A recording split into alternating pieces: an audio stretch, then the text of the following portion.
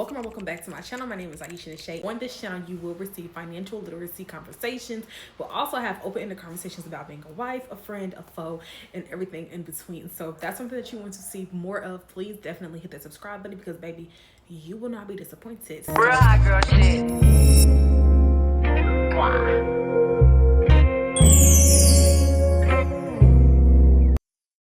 So in the year of 2024, I suffered homelessness for about 2.5 months, and that is something I will talk about more over here because it didn't necessarily have to do with a current eviction or anything like that. It actually had more to do with 2020, us not being responsible and taking care of things when they should have been taken care of.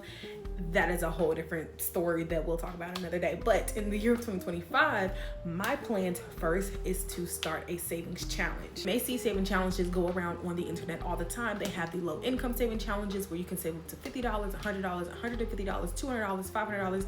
There's so many ones, but the main one that I want to start starting January 1st is the $5,050 saving challenge. So by the end of that savings challenge, you would have saved $5,050, all with 100 envelopes. And that right here, I'll link these down below because I got them off of Amazon. That is where I'm putting my cash in, and I'm very excited about starting the savings challenge because there's an eviction that I'm trying to pay off that happened from 2020, and it's kind of lingering on us. And because of that, within this year that we'll be at this apartment, me and my husband basically have to become minimalist because we had way too much stuff to be coming into a 1-bedroom. We went for a 3-bedroom, 1.5 bath to legit a 1-bedroom, 1 bath, everything on one level. It's kind of crazy. So if you want to see more of how we are going to be integrating our lives in this 1-bedroom, definitely check out my other YouTube channel, Aisha's Life, because all that will be over there. Mainly with being able to become financially literate and understanding everything, you also need to understand your credit. Now, my credit score went up from like 527 all the way to where it's currently at. And I'll pop that here on the screen because I don't know the current exact number, but my credit here went up 80 something points in 1 month because a debt is getting slowly paid off, and I guess it's at a point where it doesn't have to be on my credit report and it's gone. So paying off your debt, I think, is very important, and that's something that I will talk more about on this channel the next coming weeks because I want to help people understand, like, in your 20s, do not mess up your credit because it can be something that you're having to pay for the next 10 plus years if you do not get it right. And I'm walking into my 30s very soon, and I want to be able to walk into my 30s looking for a home, my very home with my husband, and that's the home that we'll be making, you know, a nice big family in. But as of right now, it's just the two of us with our dog, and we have to make those decisions to have a better future now. One thing that I used to do a lot of was just hoard products. I would see things online and I would be like, oh my God, I need to go get that. And even though I have the money for it, does not mean that I need to go get it. I saw this thing, you know, across like articles and then a bunch on social media as well, where people are like, well, if you can't buy it 3 times, you should not buy it. If it's going to put you under $100, is this a need or is this a want? And that is something that I've struggled with for years, with wanting things but not necessarily needing things. Like,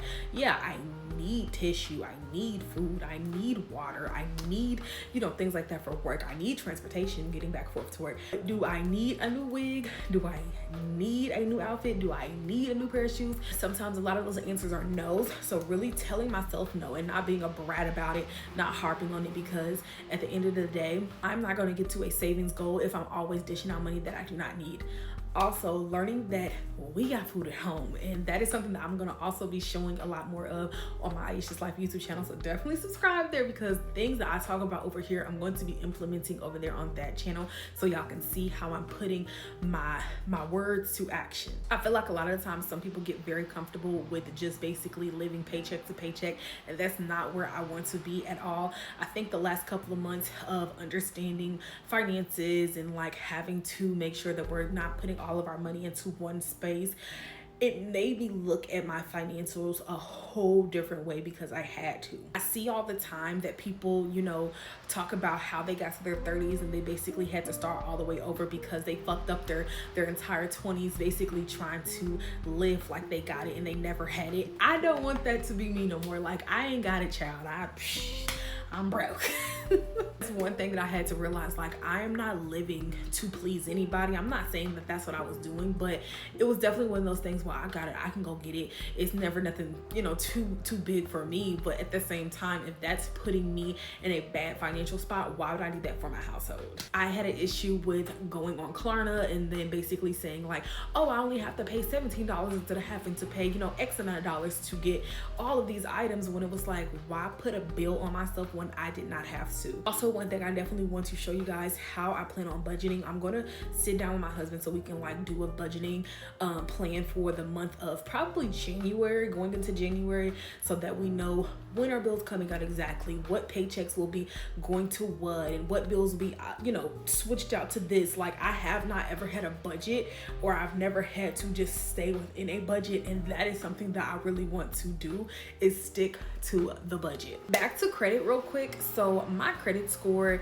fluctuated a lot within those months that we were homeless, because I quite literally maxed out my credit card and then I was maxing out my debit card, so I didn't have money to pay for my credit card. And I'll also be talking about more on this channel about how to, you know, get approved for a credit card, how to apply for credit cards, what credit cards are the best, which ones that I see that I would be, you know, interested in getting if I didn't get the one that I settled with. I had good reasons on why I settled on the credit card company that I did, because everybody was saying not to go to one company, and I was like, okay, let me go to this company instead, because that was the most popular one.